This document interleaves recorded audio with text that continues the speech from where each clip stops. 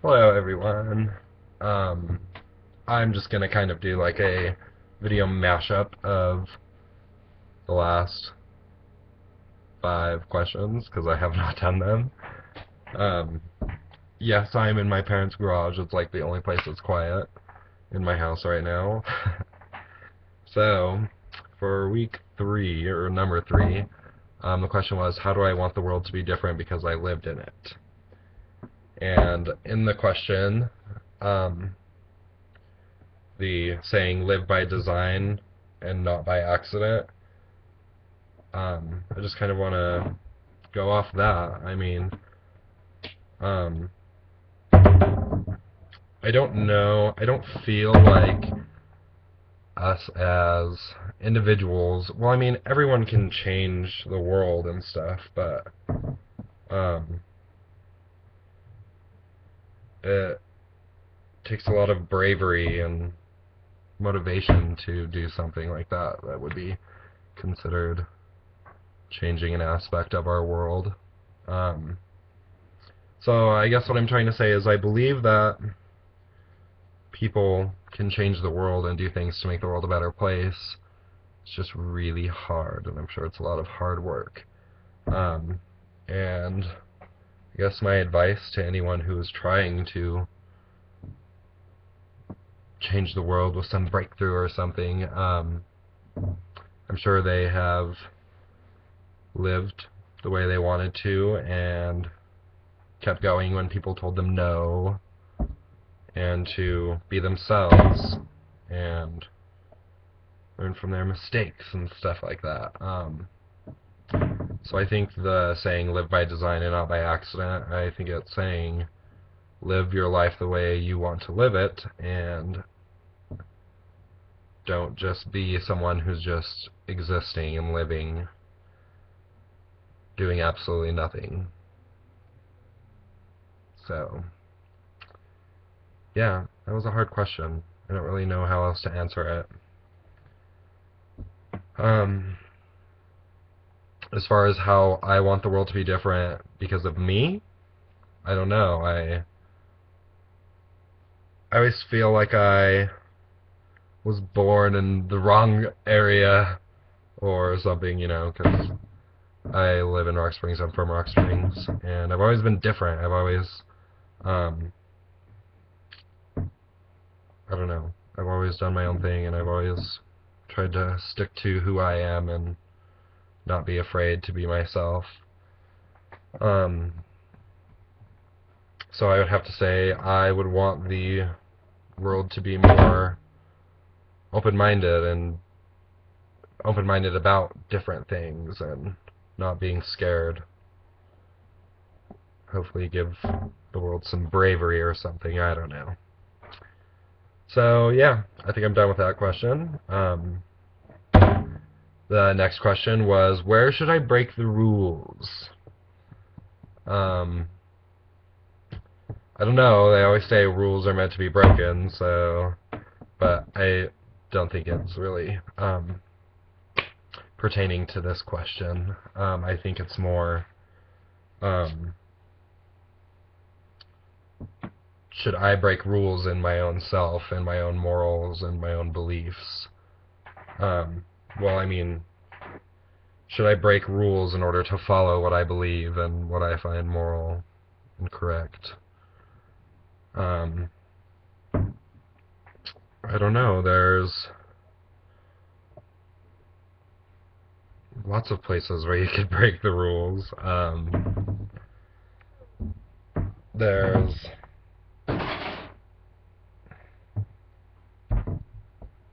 let's say, for instance, at your job you can't break your rules, but so then I need to relate it to something different, like so like I just said, I like to be myself, and I like to and I like not being scared to be myself. So I guess sometimes people act out of character, and I think people act different around other people. Like I'm not saying that we have multiple personalities, but I think I think we definitely tend to act um, different around other people because, and not so much as act, but we communicate differently, and um, you know, I mean, there's things that you can talk to with some people, and then things you can't talk about to other people. So, I mean, I guess I kind of break my rule of being myself because um,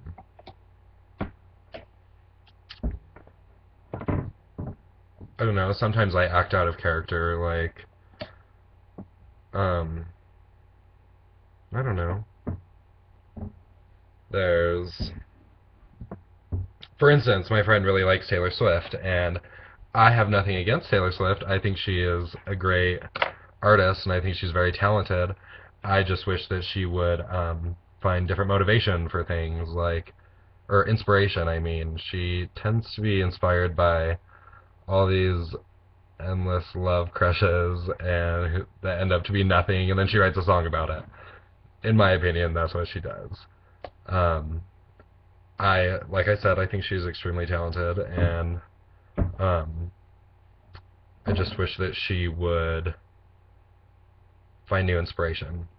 So I guess to me, kind of like taking a jab at someone like that. I don't know. I don't think I'm necessarily taking a jab, but it's not the nice me that everyone knows. I usually don't not like things, but then I find myself doing that other times, like um, not not liking something because someone else likes it, or I don't know. So I don't think I should really break the rules to do that. I think that's kind of a negative rule to break because I'm not being myself. So maybe I should be myself more. That doesn't make sense. Anyways, um, I don't know if that really answered the question, but it was a good little rant. So hopefully. Um, so question number 5 is: this is all your fault. Insert horrible name here, or is it? What is the relationship between blaming and responsibility? Um, I don't really find myself blaming other people for my problems. I mean, sometimes I do. Like, one of my biggest problems in school is my attendance, and it pretty much comes from me not living on campus. I think if I lived on campus, I would go to class much more often and not stay in bed. But um, I sometimes blame my friends for keeping me up too late when I should be at home getting in bed so I can wake up on time for school the next day. So I guess I kind of do that, but um, I don't necessarily blame them because I'm making the decision, and I know I'm making the decision. Um, I don't know. Um, but attendance is probably definitely my biggest problem in school, and I do sometimes blame my friends for keeping me up. But like I said, I'm making the decision to be there, so it's not their fault. I'm not holding them accountable for my attendance or anything. Um, what is the relationship between blaming and responsibility? Um, I think those that try to be responsible and are responsible are they kind of hold themselves accountable for their actions. So they don't really need to blame anyone or anything, but those who aren't so responsible tend to blame their problems on other people, like I do with my attendance and my friends. So that's a good relationship. Um, yeah, but I don't blame my friends for keeping me up all night. I love my friends, so that's okay. Um, okay, so number 6. How do I want to be different because I lived in this world? I don't know. The world has always been such a big, scary place. It's not really that scary, but um, it kind of is. There's a lot of different people out there and um, different personalities and different people to know. And so I would have to say um, I don't know, I'm very accepting, so I can't really say. Um, that's one way that I would be different. Um,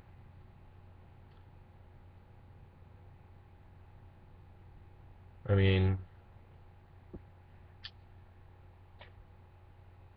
I want to be more brave, and since the world is such a big, scary place, it's a great kind of playing ground for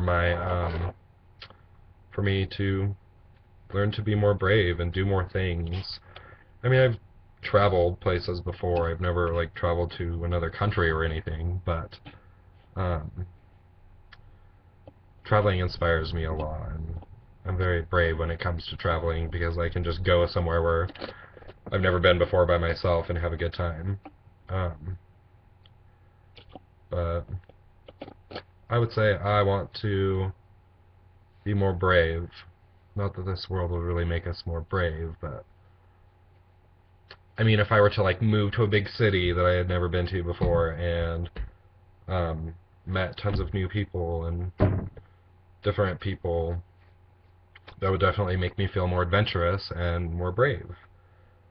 So I plan on doing that a lot in my future, which brings me to the next question. Um, hey, whose future is this anyway? Um, in the question, it asks, is your future up to you? And if I agree or disagree with this statement. And I do agree with this statement. I think everyone, through the decisions they make, um, determine their own future. I mean, if you make a really bad choice and it ends you up in like jail or something, that isn't a very good future, you know, jail and prison. But um, I totally think that your future is up to you. Um, and I can relate that to school and stuff because if you don't do good in school, you're not going to graduate. So I think that's good. A little good comparison.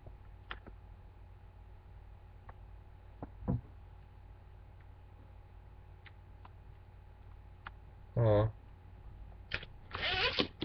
Okay. I think I'm done with my questions. I'm sorry I didn't get them in on time. I'm very busy. But I hope you accept this for at least partial credit. That'd be awesome. And I will see you in class.